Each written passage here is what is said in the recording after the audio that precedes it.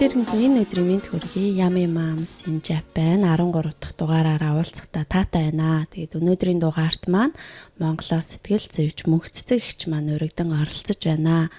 Тэгээд энэ өнөөдрийн сэдв маань болохоор ерөөдөө нэлээд өргөн сэдвийг товчхон бөгөөд тодорхой ойлгох ярихыг хичээнэ. Тэгээд үүндээ ер нь бол голчлон хүүхдийн хүмүүжил гэдэг сэдвээр илүү ерөнхийдөө яригдах болоо. Гэхдээ тэр дотроо эрэгтэй хүүхэд, эмэгтэй хүүхэд тэ одоо тий ээж нарыг ч юм уу авч одоо жишээ олгож нэлээд нарийн болж өгүүлж тодорхой гэхдээ ярихыг хичээнэ гэж манай сэтгэл зүйч маань хэлж байгаа. Тэгэхээр за манай мөнх цэцэг эгч маань өөрийгөө тавчхан танилцуулаад тэгээ хоёлаа яриагаа эхлэх үү. За сайн байцгаана уу. Наг мөнх цэцэг гэдэг. Тэгээд би сэтгэл судлаач, сэтгэл зүйч тийм хүн байна. Тэгээд ер нь бол сэтгэл судлаараа Монголд сурчаад тэгээд дараа нь Австралид очиж сэтгэл зүгээрээ сурсан. За 2018 онд Монголд ирээд одоогийн байдлаар 7 бүтээл гаргацсан байгаа. За энэ бүтээлүүд дээр нэмээд энэ сарда багтаад бас та бүхэндээ дуулахад нийгмийн сэтгэл судлал, бас сэтгэл зүйн зөвлөгөө, сэтгцэн эрүүл мэнд, бас сэтгэл зүйн зөвлөгөө гэдэг 2 шинэ ном маань гарч байгаа. За тэгээд ингээд номоо гаргаад бат жаргалтаар баяртайгаар сууж байгаа нэг юм сэтгэл зүйч юм да. Тийм би таны номыг ерөнхийдөө бараг нөгөө сая нэг хамгийн сүүлд гарсан идэх зуршил идэх эмгэг гэдэг ном байсан те тэрнийг л аваг болохоос бусад нөгөө номнуудын бол бүгдийн комор наваа. Тэгээд яг хүүхдийн хөгжил лөө хүүхдийн сэтгэл зүй гэдэг номноос нэхлээд уншиж байгаа. Тэгээд бүгдээрээ амар тийм нөгөө юу хитрхийн мэрэгжлийн биш нөгөө хин ч уншсан ойлгохтоор айгүй тийм гоё бол санагдаж байгаа. Тэгээд бидний урилгыг аваад ингээд ямар ч байсан энэ дугаарт маань оролцож байгаад маш их баярлалаа. Эхний асуултаа яриагаа болохоор эцэг эхчүүд одоо нөгөө хүүхдүүдийг хүмүүжүүлэхдээ гаргадаг нийтлэг тийм тэгтээ жижигхэн хэрнээ нийтлэг тэр нь одоо хүүхдэд болохоор том одоо буруу нөлөө үзүүлдэг тийм хүмүүжлийн алдаанууд юу нь юу байдаг вэ? За тэгэл нөө эцэг их байна гэдэг чинь бид нар нэг урд нь ямар байж үзэж байгаад эцэг их болж байгаа шүү дээ. Бүгдээрээ л мэдэхгүй байж байгаа л болдог. Тэгээд яг хамгийн том одоо алдаач гэх юм уу тийм харамсалтай зүйл нь юу байгаад байдаг вэ гэх юм бол бид нар уг нь эцэг их байна гэж юу юм бэ гэдгийг ээж аваасаа сурах хэрэгтэй байдаг. Одоо харж тэднийхээ үлгэр дуурайлаар хүүхдүүдтэйгээ ер нь харилцдаг. Гэтэл нөгөө нэг яг тэр бидний эцэг эхийн биднэрт үзүүлсэн тэр эерэг нөлөө аягүй бага байдаг байхгүй юу? Ялангуяа одоо миний үе 40-оос дээш нас гэдэг юм уу? Яг ийм үе одоо үеийн хүмүүсийн эцэг эхчүүд бол маш их ажилтаа байдаг гэсэн. Ер нь бол бие сэтгэлээрээ эзгүй одоо тийм эцэг эхчүүд байсан. Тэгэхээр нөгөө нэг тэдний маань одоо биднэрт үзүүлж байсан туршлага гэх юм. Тэр чинь л уг нь туршлага болох хэрэгтэй одоо тийм юм байхгүйгээс болоод бид нар яг өөрсдөө тулгархаар хүүхдүүдэд яаж хүмүүжүүлэхээ ерөөсөө мэдхээ олчод байдаг. За тэгээд хүмүүжүүлж байгаа арга барил нь болохоор хөрхий яг л нөгөө нэг өөртөөхөө мэдрээгүй тэр нөгөө хайраа өгн гаргаад хайрламар идэг гэтэл яаж хайрлахаа мэдэхгүй байгаа тийм шүү дээ. Ерөөсөө яг хамгийн ихний тийм одоо үндсэн тэр суур олох тэр хайр, итгэл, магтаал энэ болгоно яаж өгөө өөртөө мэдэхгүй байгаа л айгүй харамсалтай л байгаа юм л та. Тийм. Би нөгөө таны 3 сургалтанд сууж исэн. Тэгээ нөгөө хангалттай сайн ээж дээр нэг одоо надаа өөртөө яг авч хэрэгжүүлж байгаа юм нөгөө сэтгэлийн холбоос заавал үсгцэн байхад тэр хүүхэд бараг нөгөө хэр амжилттай явах нь хүртэл тэр холбоос ямар байхаас шалтгаалж ингэж бий болдог гэдэгжсэн. Тэгээд би одоо л яг томьёогоо бол ингээд нэг яг багтайгаа харьцуулахад арай бага ч гэсэн ямартай ч ингээд тэрвэрдэг нэг яа тэрвэрлэлтээр ерөөхдөө үсгээд яг ингээд өдрөө нэгц харах ёстой гэдэг жисэн шүү дээ. Тэгээд баг маань одоо 2 нас хүрэж байгаа. Тэгээд багрыгаа бол ингээд яаж ч үйлчсэн ингээл авал за тавьш гэл яг нөгөө нэг сургалтаар заасан.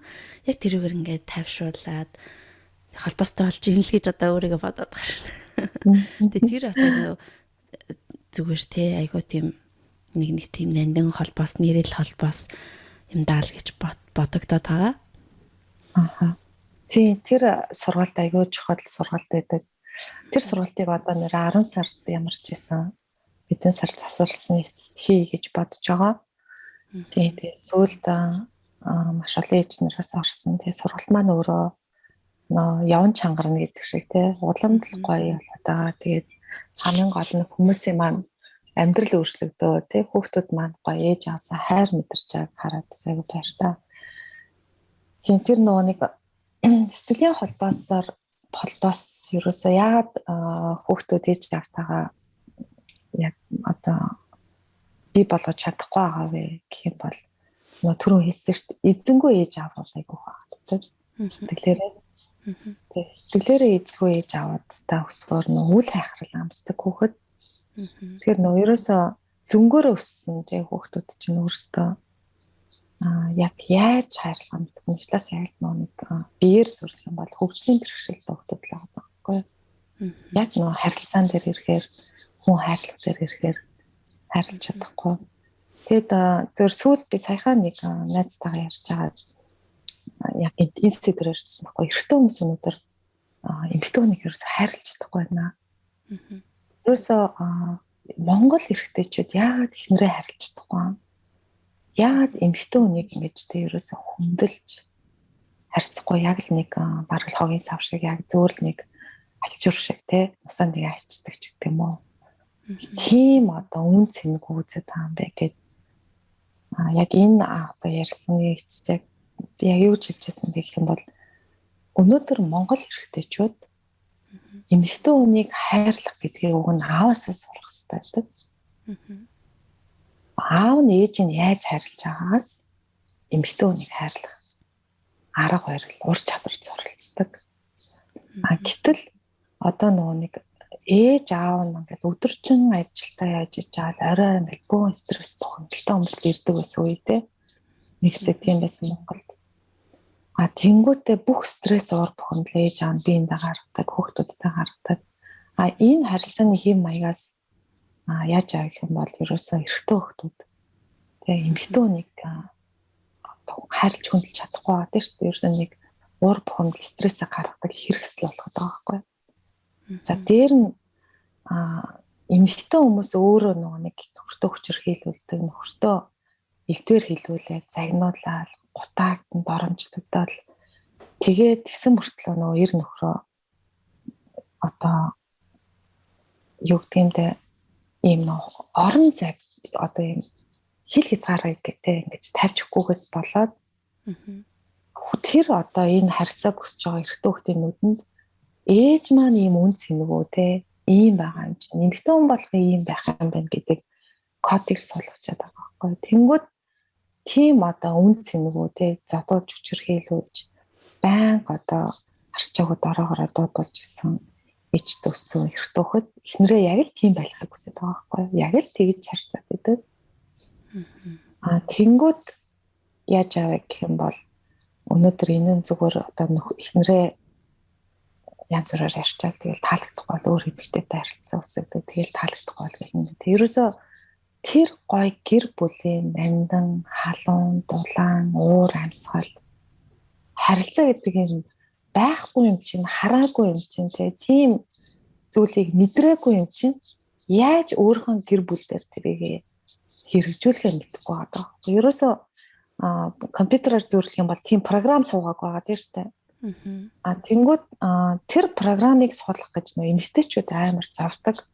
Одоо тийм эсвэл нөгөө талаасаа тийм одоо гэр бүлийн халуун дулаан уур амьсгал сэтгэлийн холбоосгүй хүүтэн үндийн гэр бүлд өссөн эмэгтэй хүүхдүүд ямар болж өсөж байгаа юм бол өөртөө итгэлгүй үн цэнгүй эмэгтэйчүүд болж ирж байгаа байхгүй юу? Яг ээжгээ яг л ээжгээ тэ ингээл нөхөртөө задуулдаг. Тэгээ ерөөсөө байх ёстой гэж ойлгодог. Тэгээ эмэгтэй хүн ингээл төвчээл амьдарч явах ёстой юм байна.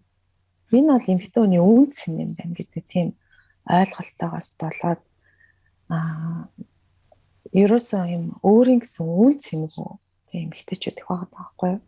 Тэгээд нэг юм үн цэнтэй байна, үн цэнгүй байна гэдэг чинь юм одоо олон юм дээр ингээд тайлбарлах юм бол зөв нэг жишээн дээр харахад хичнээн одоо гоё сайхан ингээд гадаад үзмж өөрчлөгдөд дотоод сэтгэлийн тэр үн цэнгүй байдал байгаалах юм бол энэ нэцэсүүд аюул олон сэтгцэн эмгээгийн сойр олдог байхгүй юу? Ялангуяа одоо сүйдсэн тэр идэх эмгэг гэдэг номыг ярьсан шүү. Тэр номдыг ингээд тэ судлаад бичиж хахад ерөөсөө идэх эмгээгийн гол үндсэн шалтгаан нь үн цэнгүй байдал гэдэг. Хүний өөртөө итгэлгүй байдалтай холбоотой байдаг. Тэгэхээр ийм одоо эмэгтэйчүүд чинь яаж яаг гэх юм бол нөхөрт гарлаа. За өөрөө яадаг вэ гэх юм бол одоо өдөж байгаа тэгэн цаашаа баг нөгөө нэг басан юм гэдэг шиг тийм л намайг битгий хүндлээчээ гэдэг тийм харилцаагаар харьцааддаг нөхөртөөгөө. Тэгээ тэнгуүтээ нөхөр одоо тийм охтууд чинь аавыгаа үзий ядаж өсдөг байхгүй юу? Хичнээн ингээд эмэгтэй хүн угаасаа ээж маань ийм л байдаг гэж ингэж өсч байгаа ч гэсэн цаад утгаараа эрэгтэй хүнийг үзий ядах тийм сэтгэлтэй болчдөг. Тэнгуүтээ нөхрөө үзий яддаг эрэгтэй хүнийг хайрлаж хүндэж бас чаддгүй. Гэр нэг юм л одоо байдал үүсчихэд байна та. Би тэгтээ энд нөгөө Японд гэх юм уу одоо ингээл эргэн тойрныхаа хүмүүсийг хараад хахад нөхрүүд нь зүгээр л харахад миний нүдээр л харахад л та нэг тийм илүү эмэгтэйчүүд эхнэрүүдээ айгу гой хүндэлдэг ар гэрээ гэсэн тийм сэтгэлтэй амралтын өдрөө гэр бүлээ зарцуулдаг хөвшлэн тийм хүмүүс байгаад шиг надад бол санагдаад идэгин. Тэгээ Монголд болохоор ихэнх нь л нөгөө эрчүүд нь хүчрхийлэлтэй л байгаа хэл та тий. Тэгээ эсэргээрээ ер нь эрэгтэй хүн одоо жишээ нь танд би ингэж хүчрхийлүүлдэг гэд ер нь одоо тийм хүсэл тавиад уулзаад ч юм уу зөвлөгөө аваад ингэжсэн тохиолдол ер нь байдгүй. Ер нь бол байдаг. Би зургийн тодорхой зарим нэг кейсийн өөрчлөлт тий тодорхой агуулгын жоохон өөрчлөлт нэг одоо эрэгтэй хүн тухай ярьж өгье тий. За тэр эрэгтэй яасан бэ гэх юм бол би ингээ амиа орлохмаар байна тий. Тэгээ би ямар ч амиа орлохоос өмнө амиа орлох ёстой юу гэдгээ мэдхийн тулд би ингээ зөвлөгөө авахар шийдсэн. Тэгээ би хэдэн өдөр унтаагүй. Тэгээд ер нь бол арх удгурчсан уусан. Тэгээ ямар ч гэсэн надад өөр сонголт байхгүй юм шиг бүр харж чадхаа болчихлоо гэдээ ирж бодчихсон байхгүй юу. Тэгээд яасан бэ гэх юм бол яг л ихнэр нөхрийн хоорондох асуудал. Тэгээд ихнэртэй маш хайртай. За тэгээд бид хоёр хэд уулзаад тэгээд тэр нөгөө нэг эмэгтэй хүнтэй ингээд байнгын хэрүүл маргаантай байхаар сэтгэл тайван бус. Сэтгэл тайван бус ахаар төвлөрөл модон, за гүйцэтгэл модон. Тэгээ нөгөө хүн маань өөрөө айгүй асуудалтай болоод ажил төрөлхөн те ингээд явцгаа болоод тийм байдалд ер нь сэтгэл готрол бас давхар байгаа юм л да. Ер нь амиа орлолт гэдэг чинь өөрөө сэтгэл готрлын үр дагавар гэдэг үр дүн байдаг те. Тэгэхээр маш удаан сэтгэл готрол байсан байгаа хгүй гэр бүлийн харилцаанаас болоод. Тэгээд яг зөвөр энэ болгоны дараа тэр эрэгтэй хүн юуг ойлгосон бэ гэх юм бол тэгээд би амиа орлох ёсгүй юм байна. Миний буруу биш юм байна. Тэгээд миний эхнэрийн надтай харьцаж харьцаа хүчирхийлэл байсан юм байна. Сэтгэл зүйн хүчирхийлэл байсан юм байна. Би чинь сэтгэл зүйн хүчирхийлэлд амьдарч исэн юм байна штэ. Тийм болохоор би юм байдалтай болсон юм байна гэдэг нэг асуудлаа өөрөө ойлгоод тэгээд тэндээсээ яг нэг за бид бол одоо ингээх хэрэгтэй юм байна гэдэг төлөвлөгөө гаргаад айгүй хөргөн болсон байхгүй юу. Тэгэхээр эрэгтэй хүмүүс маань яхааргүй нэг талаасаа нөгөө нэг зарим гэр бүлд чинь нөө ээж нь доминанттэй ээж нь маш их эрх мэдэлтэй гэр бүл эдээ штэ.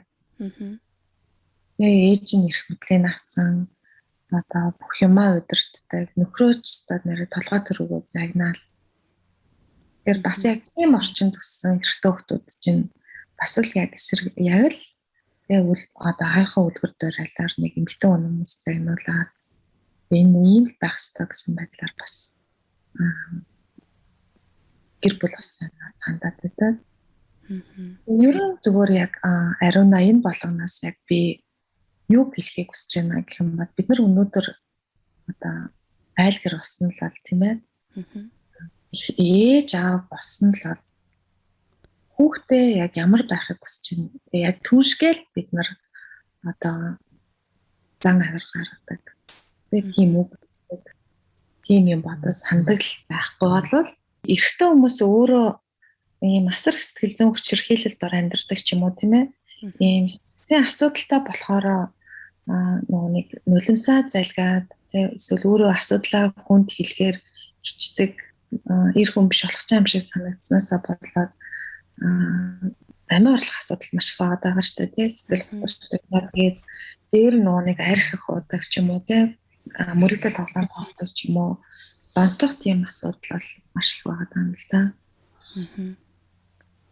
Анда түрүүний тэгвэл жишээн дээр нөгөө залуу их нэртэй хүчирхийлэлд өртөж гин гэхээр ерөөхдөө бол их нэр нь их зодоод ингэж хүчирхийлээд байна гэж байхгүй сэтгэл зүйн хувьд нь одоо нөгөө ам хэлээрээ ч юм уу хүчирхийлээд тиймэрхүү мэтэл хүрсэн гэсэн үг бах та тий. Нэг илүү тиймэрхүү талын хүчирхийлэл үлдээд идэм шиг байна тийм эмэгтэйчүүд болохоор. Тий. Тэгээд нөгөө нэг хүний одоо эмэгтэй хүмүүс чи өөрсдөө одоо тийм хэмжээний хүчирхийлэл үлдэж байгаа хүн эмэгтэй хүн гэдэг бол өөрөө үн цэнгүй эмэгтэй байгаа тийм шүү дээ.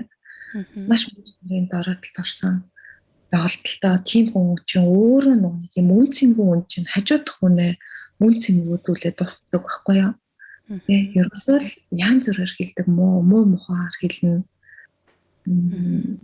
Тэгээд ер нь үгээрээ тэгээ ерөөсөө тэр хүнийг сич ачиж байгаа байхгүй. Харахад ингээд зүгээр ингээ орж ирж байгаачсан.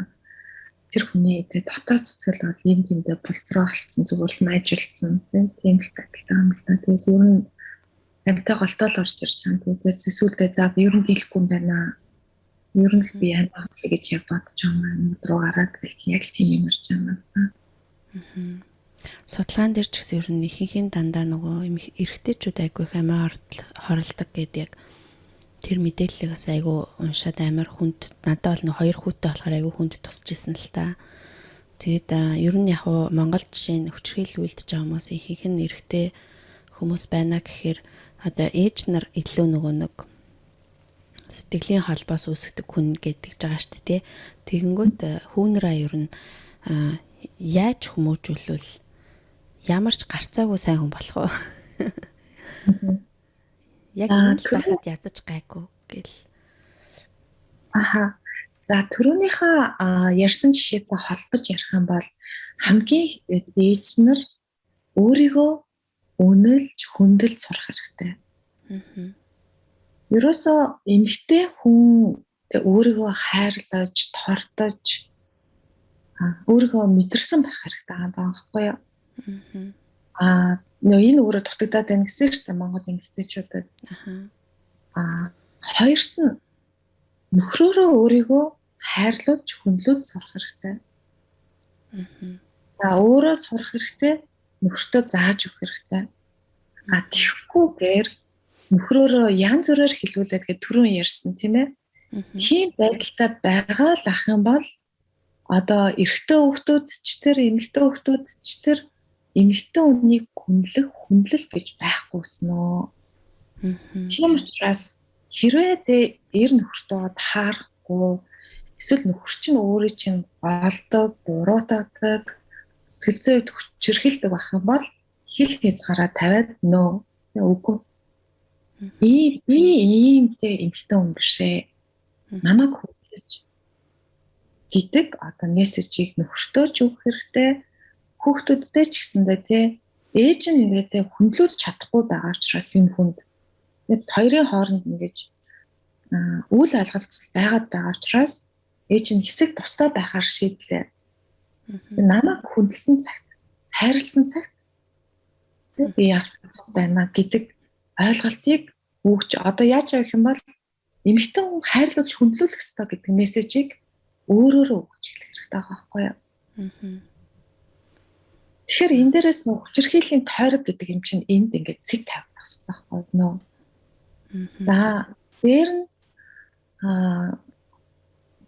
яаж авах гэх юм бол тэнгууд нөө эрэгтэй хүмүүс эндээс бас ойлгож авах хэрэгтэй байхгүй. Яг тэгвэл эрэгтэй хүмүүс чинь өмнө нь яг ямар одоо өгөгдөлтөөр их нэртэй сууж байвал эмэгтэй хүн ингээд илдвэр хилүүлээд загнуулаад цотуулаад байж л идэв шүү дээ.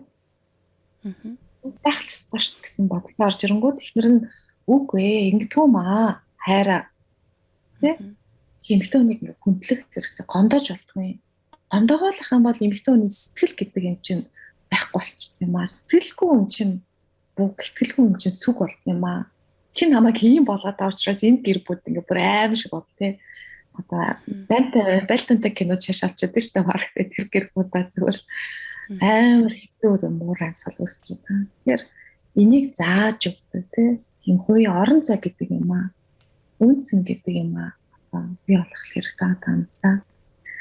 Тэгээд чадвал одоо тэгээ ээж нар хүүхдээ бодож байна гэсэн үг байхгүй. Хүүхдээ бодож өсөж байна гэсэн үг. Тэгэхгүй хүүтэн хүндээ харилцдаггүй, ярилцдаггүй би энэ руугаа нэг хялам хийсэн гэл айгүй тийм ширүүн харцтай тий. Энэ бол нэг төрлийн хүчирхэл явагдаад шүү дээ. Эсвэл ингээл баян гам инээвэл хэрэлцчих гэлээдэг. Нэг айгүй хэцүү хүн дуурай амьсгал байдаг да. Бүр нэг биенээсээ залхсан. За тэгвэл эсвэл бүр ингээд зодон болдог. Тийм гэр бүл төссөн хүүхдийг бид нар бодож байгаа юм биш харин эсэргээрээ тэр хүүхдийг бид нар алж байгаа байхгүй юу? Юу гаргая гэвэл бид нар хүн байх гэдэг тэр үнцийн үлгэр дуурайлыг өгч чадахгүй байснараа тэр хүүхдийг бид нар үнцэн болгож одоо хүлж хийсэн байхгүй юу? Тэгвэл хичнээн мянга бид нар хичнээн мянга бид нар хүүхдээ хүмүүжлэхэд байгаа мөртлөө өөрсдөө тийм тамийн амьдралтай амьдарч яж яаж тэр дундаас тийм ээ хүмүүжлэлтэй өөрийгөө үнэлцэндэг одоо тийм ээ бусдыг үнэлцэндэг хүндэлдэг тийм хүн болж ирэх юм бэ. Өөртөөсөө л эхлэх юм бэ. Ер нь бол нэг олон том юм бодохгүйгээр харилцаандаа анхаарад тэг ер нь тийм засарсан тийм жишээ байна. Тийм ер нь бол боломжтой юм гэж байхгүй тий. Зөвөр гагтгүй тухайн хүн маань өөрөө багтаа тийм маш их үл хайхрал хүчирхийлэл донд өсөөд сэтгцэн эмгэгтэй болчоогүй л бол штэ тий төлөв байдгийн хүний бие хүний юм гэдэг англиар нэг personality disorder гэж яриад байгаа тийм ээ. Тэр нэг манай пэйж руу авах юм бол сэтгэл зүйчний тэгээд тэр хүний төлөв байдлын эмгэгүүд тийм тухай би лайв хийдэг тий. Тэрийг үзэх юм бол зөвхөн яг тийм эмгэгтэй биш л бол тий хүн бол өөрчлөгдөх боломжтой. Тэгээд яадаг вэ гэвэл харамсалтай нь эхнэрүүд юм уу нөхрөөд би энэ хүнийг өөрчилчихнө гэж бодоод идэг байхгүй юу. Тэгээд 10 жил, 15 жил, 20 жилийн дараа эргээ харсан чинь нөгөө нь яг хэвээрээ яг л дахиад дараа тэгэл нөө хэрүүл болохоор өмнөх юм ингэж сөхөгдөж ярьдаг нөгөө л зангаа гаргадаг тий байгаад яг энэ болгоны цаана тэр эмгэг бий болсон байх магадaltaй байгаа. Тэгэхээр яг үнэндээ эрүүл хүнтэй сууж юу тий жоохон сэтгцийн асуудалтай эмгэгтэй хүнтэй сууж юу гэхээс бид нар нэгт мэдэх хэрэгтэй тий мэдээд энэ хүн чинь жоохон ийм эмгэгтэй байна гэх юм бол мэрэгжлийн тусламжтай үйлчлэг авахт нь туслах хөтлөж авчирдаг байхгүй юу тий хүмүүс тиймэрхүү талын юм их бол хүн өөрөө тэр хүнийг өөрчлөх гэж жагаад өөрийгөө алдчихдаг байхгүй юу нэг мэдэх тийм ээ. Тийм гэхдээ ер нь бол өөрчлөлтөө тэгээд өөрчлөхийн тулд өөрөө эхлээд тий өөрчлөх хэмжээний тийм одоо мэдлэгтэй чадвартай яг юуг өөрчлөх гэдэг гэдгийг мэдэх хэрэгтэй шүү дээ. Өөрчлөн л гэдэг тий. Яаж ч өөрчлөх гэдэг ямар болох гэдэг яг гэдгээ бас тодорхойлох хэрэгтэй. Тэгэхээр яалтчгүй мэрэгжлийн үнээс зөвлөгөө аваад өөрөө эхлээд бас өөрөө юу гэсэд юуг өөрчлөхөд юунаас эхлэхээ тэр зөвлөгөө авч тодорхойлуулах хэрэгтэй л юм байна те. Хар ухаанаараа бодоод бол тэр их ч олохгүй л үү. За одоо дээд өссөд ингээд том болцсон юм чинь хэцүү л ах гэж бол би бодож мэдэхгүй л те.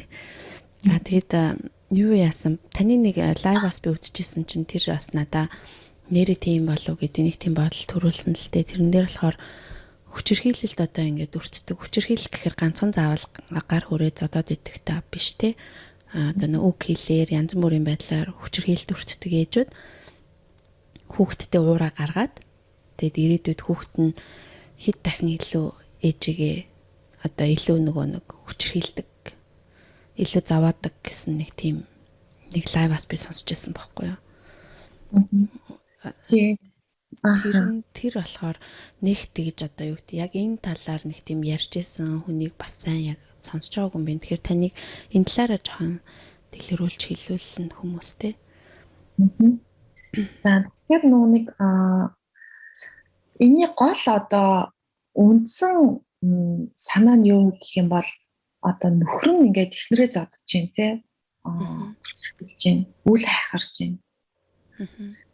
Тэгээд ихэнхдээ нөх хүчрхийлэгч нар ч өөрөө нарциссист эмэгтэй хүмүүс байгаа тийм ээ. Нарциссист эмэгтэй хүн өөрөөсөө бусдыг үргэлж дорд үздэг тийм үргэлж буруутгадаг.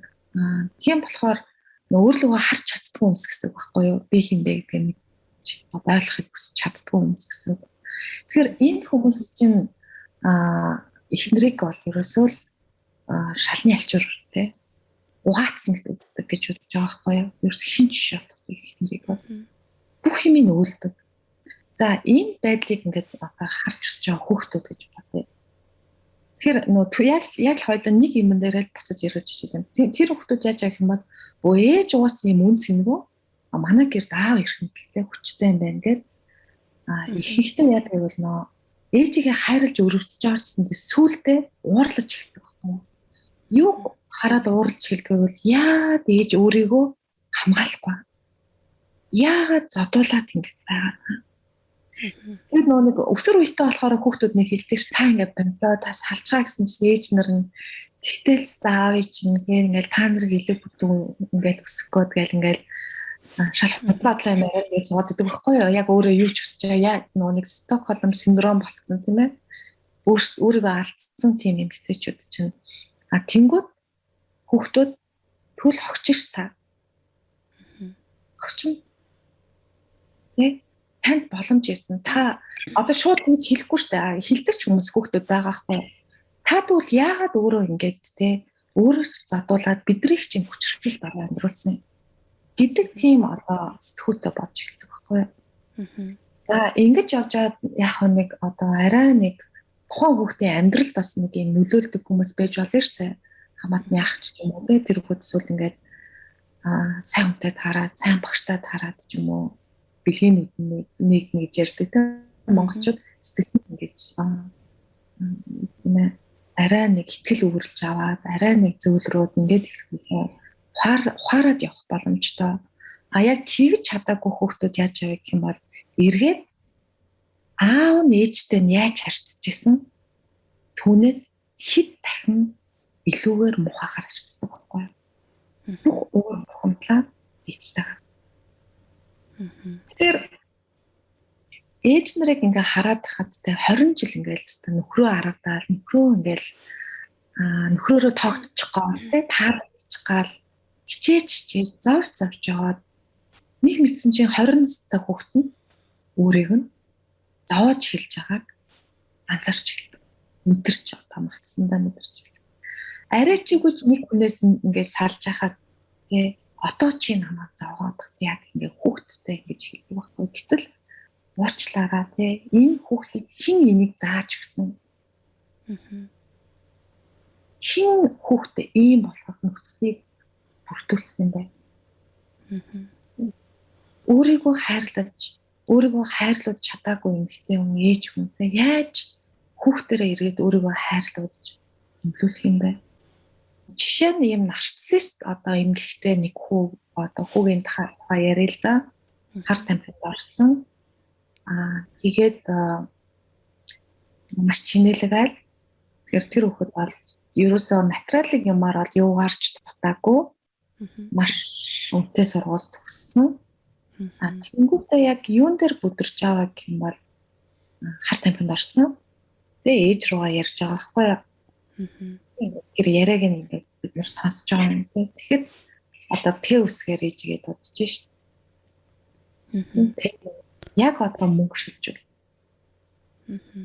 Шилжүүлэхгүй бол би чамтай дахиж ярихгүй шүү. Их хүүхийнхээ холбоог таслах шүү. Гэтэл айлгадаг банга ээжийг. Тэгэхээр тэр ээж бол зүгээр тий яахаа мэдгүй болсон тий. Хүүхэд нь өөрийг тийж дуудаж чинь тий. Тийм хүндлэлгүй харьцаж чинь тэгж зандал хийлж чинь тийм үү? Тэгээд ингээд аюу өрөвдөлтэй байгаа байхгүй юу? Аюу өрөвдөлтэй. Тэгэхээр ийм байдлыг ээж нар эмэгтэйчүүд мэн тий. Ерөөсөө өөр хүүхдүүдтэй бити харуулаарай. Хүчирхийллийг хүүхдүүдтэй бити харуулаарай. Өөрийгөө зовц өдөрж байгааг бити харуулаарай. Гэхдээ бас юм чинь өөрөлж хоёр талтай тий. Зовц өдөрж байгаагаа харуулахгүй гингүүт ингээл түүс эмэгтэй байх гал гэж хичээждэг тий. Асуудлаа хүүхдүүдтэй ярихгүй, асуудлаа яаж авч байгаагаас ярихгүй. Хүүхд нь зовчин гээл ингээл бүх юмнаас хамгаалаад сэргийлээд тэг хүүхд нь ерөөс амьдрал дээр гарахад бэлэн биш тий. Асуудлыг яаж шийдвэж мэдэхгүй өсчих тийм талтай. Тэг мэдчлэнгээр ер нь ингээ хараад тахад хоёул яг нэг болж бүтэхгүй яг энэ хүчирхийлэлтэй холбож ярьж байгаа учраас яг энэ тийм тий. Нөгөө талаас бас ингээд харахаар тий үнэн гэж юм ингээ яг гингүүд үнэн гэдэг чинь өөрөө хүнийг хэлж байгаа. Тэгэхээр энэ л үнэн гэх юм аргагүй. Яг тэгвэл нэг л хүн байдгүй шүү дээ. 7 тэрбум хүн байна. Тэгэхээр үнэн бол ийм олон хөшиг олон байдаг. Тэгээд яг л ийм байдаг гингүүд энэ нь бүх адил гэр бүл дээр бүх хүн дээр адилхан байна л гэсэн үг биш байхгүй юу? Ерөнхийдөө нэг ийм болчих гээд идэв шүү. Энийг анзаараарай байдлаас нас ээж аанар тий аахмж. Яг ийм биш ч гэсэндээ нөхцөл байдлын хувьд арай өөр хэрнээ төстэй ч юм уу байх юм байна л та тий. Тийм. Хэрвээ энэ ярилцлагыг одоо залуу хүмүүс сонсчээ гэж бодъё л доо. Тэгээ ингээд бид нар одоо ээж авахын тухай бодно шүү дээ тийм ингээд залуу 20-18 Тэнгүүд хэрвээ таны амьдралцтай магадгүй яг гэр бүл гэдэг тийм одоо зураглал гэх юм уу тийм ингээ асуухад яг хэр таатай орчин байсан ямар нөхцөл өссөн бэ? Хэрвээ те үнэхээр аав нь ингээл арай хугаал ирдэг те тэрнээс найгаал одоо найлдаа ордог тийм үү шүүгэнд орж нухацдаг ч гэдэм үү. Эсвэл иймэрхүү ийм яг ийм гэр бүл төссөн бол одоо яаж өөрийгөө өөрчлөх боломжтой вэ гэх юм бол за гэр бүл гэж юу юм бэ? Эхнэр хүн гэж хин, нөхөр хүн гэж хин, яаж би бинээ хайрлах гэдэг одоо ийм боловсролыг ер нь өөртөө олж авахыг хичээх хэрэгтэй.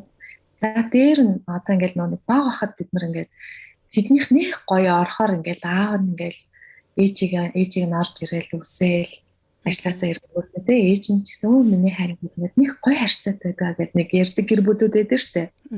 Тийм гоё гэр бүлтэй батн харьцаж тэр ах гэгч нараас суралт өгч тийм ээ. Өөртөө тэр одоо мэдээллийн сан үүсгэж эхлэх хэрэгтэй. Ер нь үлгэр жишээ авах гэр бүлүүдтэй харьцаж юм шиг.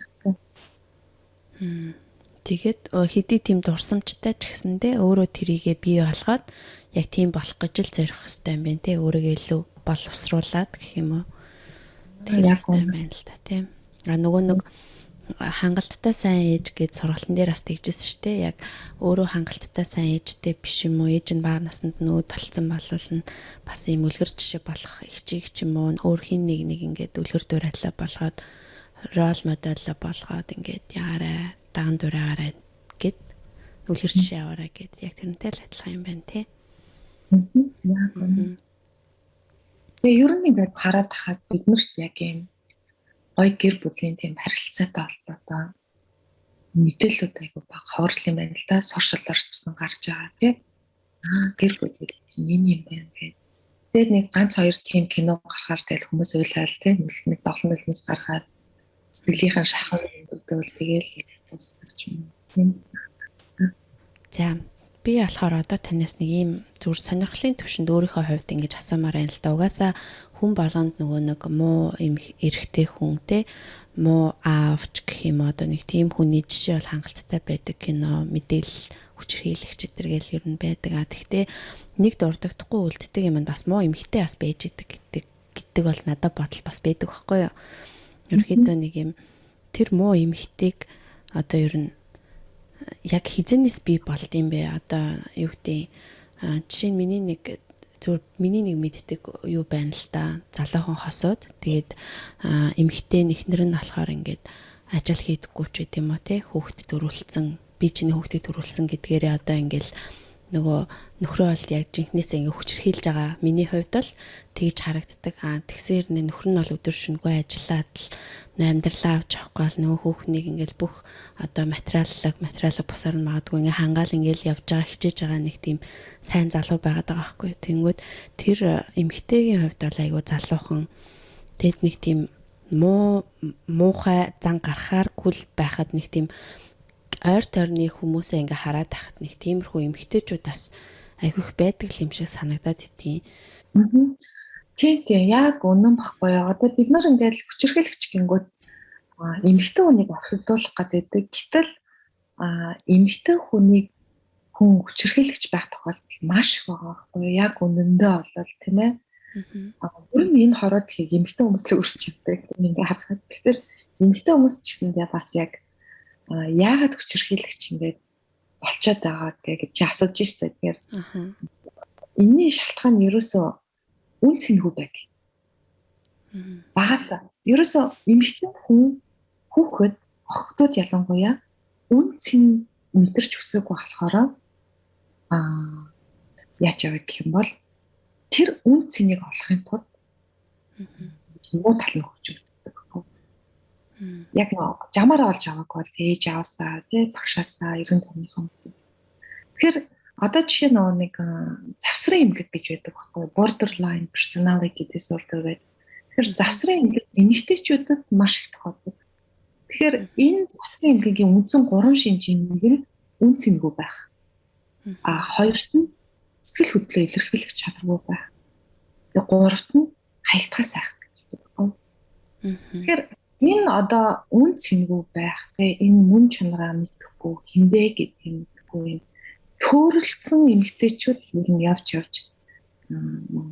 чиний ярьж байгаагаар муу болчиход байгаа. Тэгэхээр юуг муу болгоод байвал ерөөсөө үн цэнэгүй байх. Тэгэхээр эн чинь өөрөөсөө бүр эмгэг болчихж байна те. Тэгэхээр хэрвээ одоо хүчирхийлэгч эмэгтэйчүүдтэй амьдардаг тийм болвол нэг бол тэр эмэгтэй завсрын эмэгтэй байх магадлалтай, нэг бол нарциссист байх магадлал өндөр гэдэг байхгүй. Тэгэхээр завсрын эмэгтэйчүүд нэгэнд хаягдхаа сайхан айцтай байдаг учраас хаягдахгүй тулд тэр нөхрөө ерөөсөө бүх аргаар аргалахыг хичээж байдаг.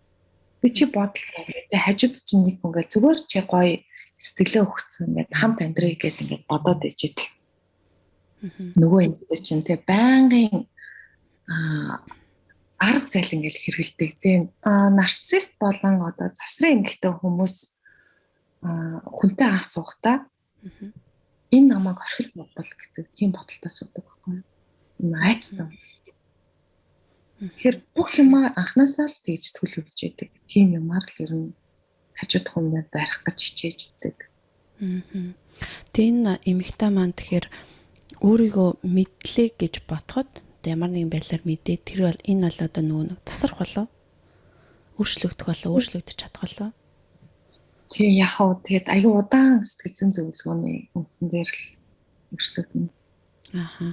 Харилцааны асуудалтай байдаг болохоор завсрын эмэгтэй хүмүүс, нарцисст хүмүүс ер нь бол одоо тэг сэтгэл зүйчдэр ирсэн ч гэсэн ерөн сэтгэл зүйчтэйгээ харилцааны асуудал үүсгэдэг. Тэгээ одоо жишээ нь өөртөө ингээд яг ингээд одоо гол юм хэлэхэд хүлээж авч чаддаг тийм. Үсээ хүний үг хүлээж авч чаддаг. Тэгээ тэр нь яг өөрийг нь өргөс мэт ингэж хорт зэрэгтэй хутах юм шиг ингэж амар өөртөө ингэж хүлээж авдаг. Тэгэхээр энэ нарциссист ийм юутай болчихж гин гэдэг чинь штэ. Тэгэхээр энэ нь одоо нөгөө гэр бүлийн хүмүүжлээс одоо уур амьсгалаас ч юм уу тэр байр байдлаас үссэн эмгэг болж тарах уу? Тийм болоод болчдөг юм уу ер нь? Нарциссист одоо болцсон байлаа гэхэд. Тийм ер нь нарцисс эмгэгтэй болох шалтгаан хоёр янзын шалтгаан байдаг. Нэгт нь хит их зовлогдсон. Ядуу хүчээр хийлээ. Тийм одоо дан өссөн болвол нэг бол хит хэрхэлж өссөн. Хит хэрхэлж одоо айлын ганц нүд цэцгийн мэт ерөөсөө тэгээ газар хөлн тавигдж байгаагүй бүх юм нь ингэж бэлэн тийм хүүхдүүд. Ийм хоёр янзын нарциссууд байдаг. Одоо нийгэмд ч гэсэн харахад яг тийм байгаа байхгүй юу? Цагийн хороор дундаас хүчрхийлэгч нар өсч байна. Яг тэр архитект ядуурал завдан дундаас тэнгүүд бас бачуудын хүмүүс өнөөдөр ямар ч өрөвтэй харьцах сэтгэлгүй яг л нарциссууд байгаа байхгүй юу? Маш тийм хариуцлага туйл гэдэг шиг л тэндээс нь ингээд юмнууд гарч ирээд. Тэгвэл магадгүй нөгөө ирчүүдээс нөгөө иймэрхүү юг нь мэдхгүй ийм эмгтээчүүд ийм байдлаас болоод ийм эмгэгтэй болцсон ийм хүнтэй ханилаад магадгүй олон залуус ингээ амиа хорлоод явж байгааг бас үгүйсэхгүй юм байна тий. Тэгэхээр одоо тэр залуучууд тийм байдалд хүрч магадгүй одоо би жишээ нь өөрөө 2 хүүтэй болохоор яаж ийм эмгтэйг таньж мэдхүү. Одоо яг ийм эмгтэй хүнийг ер нь ингээд шинжээд ингээ мэдчих тийм арга байдаг юм уу? Өөрхийж нөхөрлөж явах явцдаа ч юм уу? Тэгэхээр энэ дээр нэг сэтгэл зүйн боловсрал гэдэг юм орж ирж байгаа байхгүй юу? Бид нар хүүхдүүдтэй сэтгэл зүйн талаар тийм ээ ойлгуулдаг. За сэтгэлээ илэрхийлж сургадаг. За тэгэхээр одоо ялангуяа эрэгтэй хүүхдүүд тийм ээ уйлж болно. Чамд хэцүү байдаг. Заавал уурлал ингээд зотоо их гэдэг хаас илүү учраа хэлж сураараа. Сэтгэлээ илэрхийлж сураараа гэдэг юм. За сэтгэл зүйн боловсролоос юу авах вэ гэх юм бол одоо энэ зүгээр юм энгийн эмгэгүүд шүү дээ хүний амьдрал өдөг тохиолддог.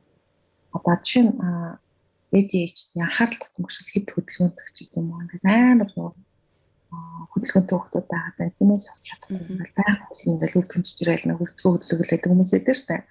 Гарууд ерөөсөө ингээд тайван бас хажууд нь байгаад ч юм уу. За дээр ингээд сэтгэл готрол гэж байдаг юм аа. Дантал гэж байдаг юм аа. За ийм хүний төлөв байдал 10 ингээд гэж байдаг юм аа. Ийм хүмүүс байдаг юм аа. Одоо тэгээ бүлийн ингээд чамайг хийгээд байвал дээрлэхэд байвал энэ хүүхдийн ард яг юу гэдэг вэ юм бол гэрт нь аав нь өөрийн ингэж дээрлэж ингэж гутаанд оромжлдог учраас сургууль дээр ирэнгүүтээ бусад хүүхдүүд ийм заяар гаргаад авах магадaltaй. Тийм учраас энэ хүүхдүүд бол айгүй өрөвдөлтөй хүүхдүүд. Битгий айгараа юм хүүхдүүдээс харин яг ийм хүүхдүүдтэй яаж харьцах вэ? Гэх мэтчлэр яг нэг сэтгэл зүйн асуудлыг хүүхдүүдтэй ярьж хийх юм бол хүүхдүүд ч өөрөө мэдэх боломжтой болно. Тийм байна те. Тэгэхээр ээж аав нь өөрсдөөс айгүй сэтгэл зүйн боловсралтай байж ич тэрийгэ ярьж хэлж өгөхгүй бол өөрийгөө ч мэдэхгүй тэгээ өөрийгөө ч яахгүй бол тэгээ бас хэцүү юм байна. Шаахан шатны ер нь ал юм юутай ойлголттой л байхгүй бол ядаж. Яг үнэ. Тэгэхээр одоо үед чинь ерөөсөө академик боловсралаас илүү тий ер нь энэ IQ хүний техник ур чадвараас илүү дотоод ур чадвар тий EQ буюу сэтгэл хөдлөлийн ухаан сэтгэл зүйн боловсрал гэдэг юм чинь өөрөө маш чухал юм. Ерөн үед ирж байна. Дэлхийд дахин хүлэн зөвшөөрөх юм.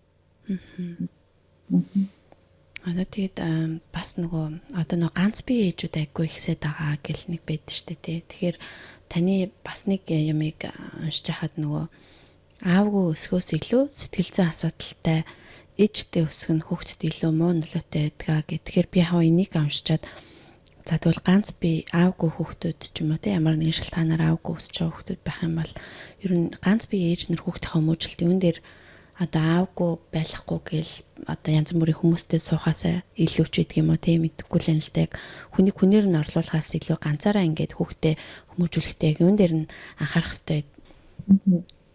Тэгээ одоо ингээд хүүхд нь ирээл тэ аав хайцсан ингээд их үед эмэгтэй хүмүүс ч юм уу тийм эсвэл наац би яавд ч юм уу шаналдаг байхгүй юу. Тэр хамгийн гол юм нь юу юм бол хүн юг ойлгох хэрэгтэй гэх юм бол ерөөсө гэр бүл гэдэг бол хоёр хүний л нэгдэл байхгүй юу. Энэ нь эхнэр нөхөрөж болно, хүүхэд ээж байж болно, хүүхэд аав байж болно. Тэр хоёр ба түүнээс дэш хүний одоо хамт амьдралыг гэр бүл гэнэ. Тэр элэг бүтэн гэр бүл гэдгээ заавал аав, хүүхэд, ээж биш те. Элэг бүтэн гэр бүл гэдэг чинь өөрөө сэтгэлээрээ нэгдсэн, сэтгэлээрээ холбогдсон гэр бүлийг гэж байгаа байхгүй юу. Элэг бүтэн гэж чинь сэтгэл бүтэн гэхийг гэж байгаа. Тэрнээс биш ямар сэтгэлийн холбоосгүй тийм гэр бүлтэй тэгэл ингээд харахад ингээд нэг сайхан үнийг би асуух нэг ярьсан өгчээсэн. Дахин ярьчих энэ нэвтрүүлэгт. Тэгэл цагаан сараар дийлнүүдээ хостоол тий. Ингээд үнцэг айлтж гараад ингээд харагдах байдал нэг ингээд хардаг. Яг тэр хаалганы цаана бол тий аимшиг болж идэг. Тэр гэр бүлийг элэг бүтэн гэхгүй. Элэг бүтэн гэдэг бол хайр, амар тайван ганц жаргал байгаа. Тэр гэр бүлийг л элэг бүтэн. Тэгэхээр тоон дээр битгий ач холбогдол өөрөө. Тэгээ ээж аав нар өөрсдөө ингээд сэтгэл нь үнийг ойлгоо сэтгэл нь дүүрэн байх юм бол хүүхэд ч гэсэн элэг бүтэн өсөх боломжтой байхгүй юу? Хацаардахгүй үрдээ. Гэтэл аав ээж нь хайхардгүй тийм гэр бүлд өсөөд элэг бүтэн бус одоо өсөхөд бас зөндөлөх шүү дээ юм уу? Тэгэхээр энийг бид нар ойлгох хэрэгтэй. Тэгээд сая ярьжаад яг нэг юм санаанд орчихдоо. Бас юм юу гэх юм бол захин нэг эмэгтэй амар ингээд сандарцсан хайцсан нөхрөн тэр цаана хүүхдүүдийг хараад тэгээд ингээд хайцсанстаа нөгөө нэг үйлсэнд байгуул нөөцлүүлэх чинь ингээд амар уурлаа тий. Та нараас ингээд зүгээр гал хасгад бэлэн байгаа байхгүй юу нэг тэгдэж штэ эмэгтэй хүн тийм ээ. Тэгээд хэрэг харчаад надад зүгээр ямар бодогдол орсон гэвэл нөхөр бол тэнд ингээд амар гоё заяа зүгээр ингээд хүүхдүүд хараа зогсож штэ нилээ хол ихнэр бол харахгүй байгаа юм. Гэтэл тэр ихнэр яг юун дээр маш их санаа зовсон гэх юм бол нөхрөө тийм байдалд оролцсон да одоо гэр бүлээ те энэ аюу гоё газар гэж орж ирсэн байгаа байхгүй юу хөрх амтан тийм арайч гэж ингээд тэгтэл тийм байж чадаагүй үйлчлэгээн тэгтэл та нарстаа нэрээ би ганц удаа хэлж яхад гээл бухимдаа. Тэгэхээр энэ дээрээс яг юу харагдж байгаа юм бол нөхрийн харгислал эхнэрийн нүр царин дээр илэрч байгаа байхгүй юу? Тэгэхээр нөхрийн хүүтэн хүндий хүчирхийлэл эхнэрийн зан авираар илэрдэг. Хүмүүс харахтаа юу гэж харах вэ гэвэл энэ эмэгтэй амар асуудалтай байна гэж харж байгаа байхгүй гэлүүгүй. Тэр нөхөр тэр эмэгтэйг нэг талаасаа тийм болохт нь барамжилж гутаач нэг үгээр хэлдэг байхгүй юу? Талаасаа бас ингээ харах юм бол хэрвээ тэр нөхөр тайван заахтай ханаач гэдэг юм уу те ийм байх гэсэн бол тэр эмэгтэй сандарч ирж тэр өөрчлөлт өчрөөд байж тарих байхгүй. Тийм бэ те тэгэл дараа нь яг нөө би чамд хэлээстэй чи ийм байхгүй гэлээ бол нөө таардаг тийм хийж байгаа юм. Тэгээ орж байгаа ресторан хаана хүс арайч өгч ажилласаа чүлээ аваад ингээл те хамартай. Тэр аюу энгийн ингэж яг харах боломжтой байхгүй. Эхнэр ад жаргалгүй ууртаа бухимдалтай байхад яг үүний цаана те нөхөр тийм харгислахгүй. Харагдахаар юм байна гэдэг. Тийм байна те. Нэрэлт хийж бод яг ингэж бас ухаж бодохгүй хаа хүмүүс энэ одоо ямар ааштай хүн бэ гэл ер нь бол өнгөцд өгнөл тэгэл явчих те. Ингэж амар дараад тахтай яад ингээд. Тийм тэр эмэгтэйг бол айгүй өрөвтжсэн. Яг ингээд сандарсан нэг ингээд ичсэн буруутсан юм байгаа байхгүй яг ингээд цаад мэдрэмжийг харахад те. За одоо би танаас нэг өөр юм асууя. Одоо нөө магадгүй тань дээр тохиолдлоор гадаад өөр улсад одоо ингэж амьдарч агаад тэгээ Монголд очиод ямар нэгэн байдлаас ингэж нөө орчин солигдоод соёл солигдохоор ер нь хүүхэд нь ингэж ямар нэгэн байдлаар асуудалд ороод ч юм уу хандчихсэн тийм тохиолдол ер нь байсан уу? Тийм тэгэхээр энэ өөрөө айгүй одоо гадаадд байгаа монголчуудын дунд тулгардаг маш том түгээмэл асуудал болчиход байгаа нь юу вэ гэх юм бол хэлний асуудал. За монголчууд ингээл хүүхдээ англи хэлтэй болгож чамсан ийм хэл үл сургах чамсан гэж бодоод байдаг. Гэтэл хэл гэдэг чинь өөрөө хүний мөн чанарыг тодорхойлдог асуудал. Асуудал байхгүй. Тэгэхээр хүний хэл ба дурсамжийг өгөө болгоход хүний мөн чанар устдаг гэдэг үг байдаг. Тэгэхээр хэлний энэ асуудал нэг намрын асуудал чинь яг асуусан асуултанд хариулахад яагаад вэ гэвэл Японоор жишээ нь хэлд орж байгаа хүүхэд монгол хүүхэд биш аахгүй юу? Япон хүүхэд. Яагаад вэ гэвэл хэл өөрөө хүний мөн чанарыг тодорхойлдог юм бол тэр хүний мөн чанар нь Япон болж эхэлж байгаа байхгүй юу? Японоор систем. Япон хүн болж тэр хүний дотоод харахад аав ээж нь монгол. Гэхдээ Япон. Тэгэхээр тэр Япон хүн Монголд ирээд асаад нэг юм болно да. Одоо японочууд ирээл тэгээд насан турш Монголд ирээл боозөө тэр айраг юу вэ гэдэг. За тэрнээс илүү тэгээд соёл калчур тэ ингээл анхнаасаа л ингээл тэр тасан цогцох Япон гэж байна, тасан цогцохгүй Япон гэж байна. Зарим нь Япон хүүхдээ Монголд авчираад амьдрын гэдэг чинь өөрөө л асуудал. Юунаас нь эхэлж байгааг л хэлнээс нь. Тэгэхээр аав ээж нар за ямар ч хэсэн нэг мөнгөтэй олцоод, байр савтай олцоод амьдралаа гайгүй болгочоо өөртөө нэг боловсралаа эзэмшчихэд Монголд очиод үр хөвгтөцтэйгээ амьдрнаа гэж бодоод ээжэт айл хэдийн 12 настай Япон хажууд нь байгааг ойлгохгүй болчихдог байхгүй. Тэгээд нөгөө хөвгтөө. Энийг та нэг гоё жишээтэй яриач. За тэгэхээр жишээ нь юу вэ гэх юм бол за яг энэ дээр холбоотой жишээ гэвэл Монголд ирчээд Монголд баймааргүй байна. Буцаж ямаар байна. За ганцаард нь хүүхэд. Тэр соёлоо санана. Одоо жишээ нь бол манай охин байна л да. Хоёр бол Австрали удаагүй байхгүй. Гэтэ миний охин ч өөрөө 3-4 настай үедээ очиод 8 нас хүртэл 4 жилээс нь гэхдээ ирж очин бит хоёр айгүйх одоо жил болгоо ирдэг.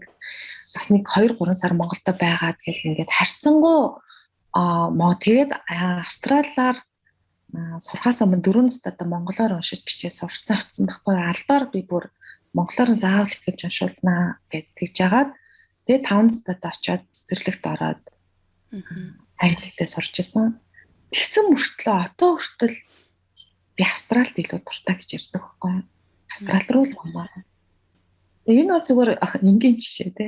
Харьцангуй өөртөө ингээд нөгөө монголчилсан гэж бодоод байгаа байхгүй. За тэгээд тэр хүүхэд чинь өөрөө Япон уушраас Япон шиг сэтгэн гэтэл монгол хүүхдүүдийн дунд ороод сургуульд ороод энд монгол хүүхдүүд монголоор л сэтгэж байгаа штэ. Тэгээд нөгөө үзэл бодлын тэр шүцэг үзэх үзэл нь аюу өөр байгаа гэдэг. Тэнд тасан цогцох гэж бас маш хэцүү байна. Аав ээж нар бол яг тэгэл та улсаа санцсан тэ монголоо санцсан хурж ирээ. Тэрийг ойлгохгүй байхгүй. Гэтэл хүүхэд тэнд өөрөө өөр хүн болох гэж маш их зүйлийг авах хэрэгтэй болдог. Соёлын хэрэгшээлүүд. Тэрэн дээр одоо ээж аав нар сэтгэл зүйн хувьд хүүхдээ нь яаж бэлтүүлнэ зүгээрээ. Хамгийн эхлээд хэрэв Монголд буцаж очиод амьдрнаа гэж бодож байгаа л хүүхдээ монголоор нь яриулж бичүүл сурах хэрэгтэй байхгүй юу? Монголоор нь яриулж тийм ээ гэртээ монголоор ярих хэрэгтэй. Хамаагүй Япон хүн болгоно Японд үлдээн гэж явал банаар нь сурах хэрэгтэй. Тэгэхээр хоёр өөр үндэстний гэр бүл нэг гэртэл амьдраад байна гэсэн үг болчтой байхгүй юу? Яг үнэндээ бол цаатмаар.